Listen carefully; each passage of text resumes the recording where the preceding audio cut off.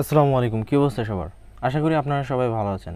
আজকের ভিডিওটা মূলত হচ্ছে গিয়ে আপনারা একটা গুগল ডক অথবা পিডিএফ তৈরি করেন, সেই সময় দেখা যায় যে হয়তো অনেক সময় আপনার পিসি থেকে ডিলিট হয়ে যেতে পারে। তো সেই জন্য আপনারা অনেকেই চাচ্ছেন যে আপনার ড্রাইভে আপনি আপলোড করার জন্য।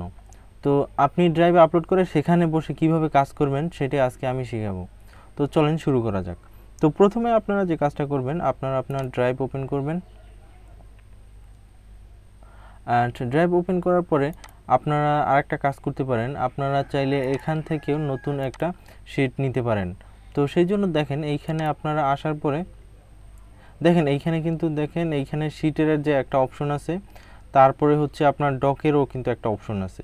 তো আপনারা যদি চান গুগল ডক এইখানে করার জন্য, ড্রাইভে না গিয়ে সরাসরি গুগল ডক করার জন্য, তো দেখেন এইখানে আপনারা মোবাইল থেকে যখন কাজ করবেন তো এইখানে আসলে কিন্তু আপনারা সব অপশনগুলো পেয়ে যাবেন।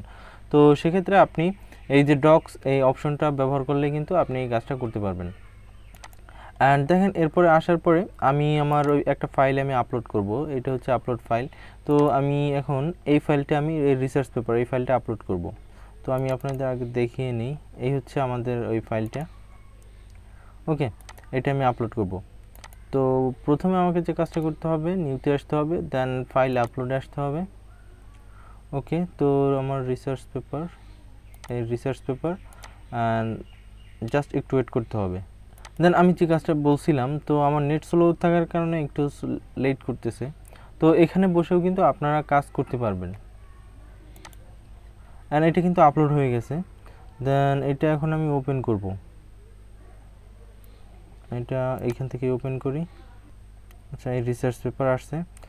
আচ্ছা দেখেন এখানে আসার পরে কিন্তু আপনি এইভাবে কিন্তু কাজ করতে পারবেন। দেখেন এখানে আপনি সরাসরি ব্ল্যাঙ্ক নিয়ে কাজ করতে পারবেন, অথবা এখানে আপনার কিছু করা আছে এইগুলো থেকেও আপনি সিলেক্ট করে কাজ শুরু করতে পারবেন। যে কোনোভাবেই আপনি চাইলে কাজগুলো করতে পারবেন।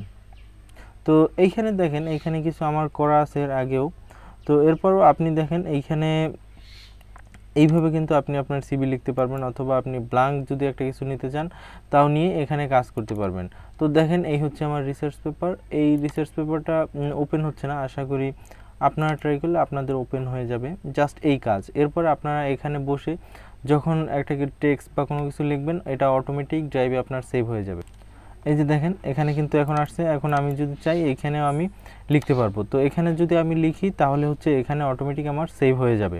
তো আর এখানে আমার সেভ করতে হবে না। তারপর আপনারা ফাইলে এসে আবার যদি চান ডাউনলোড করার জন্য আপনারা ডাউনলোড করতে পারবেন। That's it. এই পর্যন্তই আজকের ভিডিওটি।